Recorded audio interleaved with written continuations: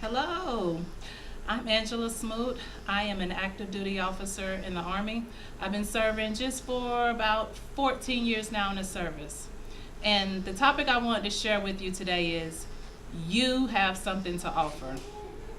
Yes, you and me too.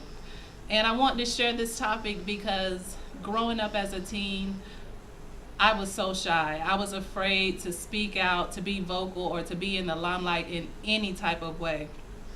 And I really just felt like I didn't have anything to offer.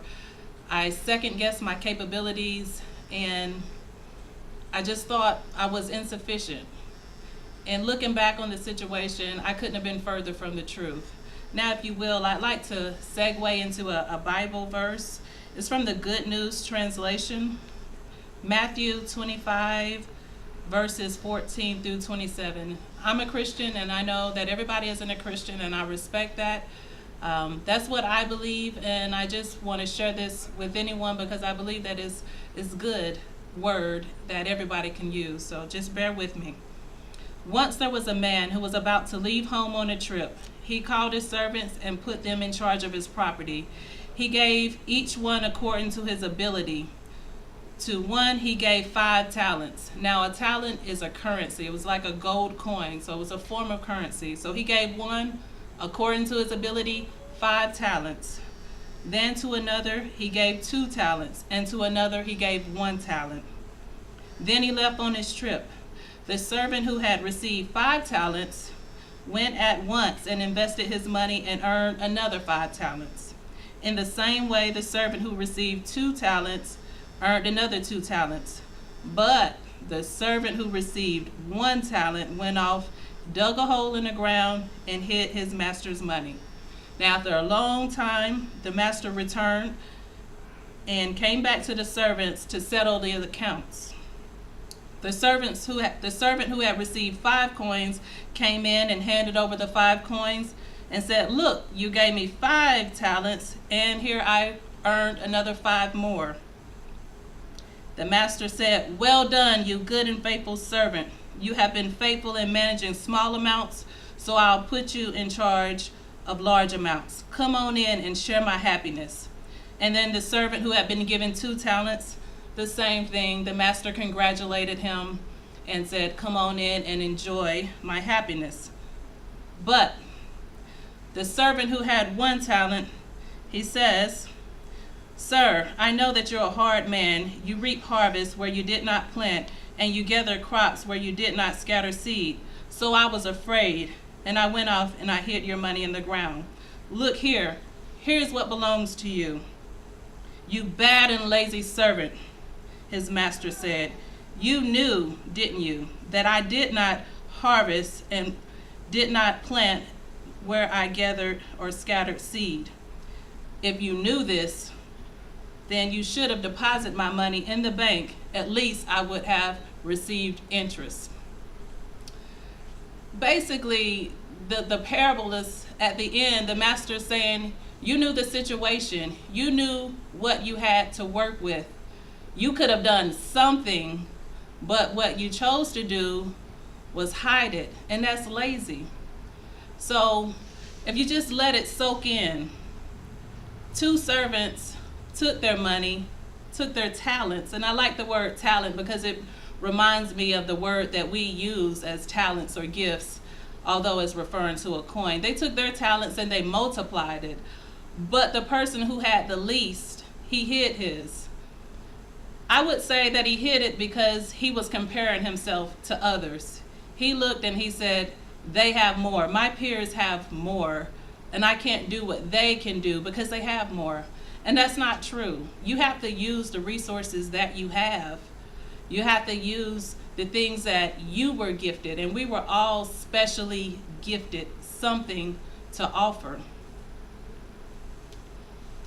So I just really wanted to use that as kind of a guide and basis because a lot of people think that they don't have anything to offer.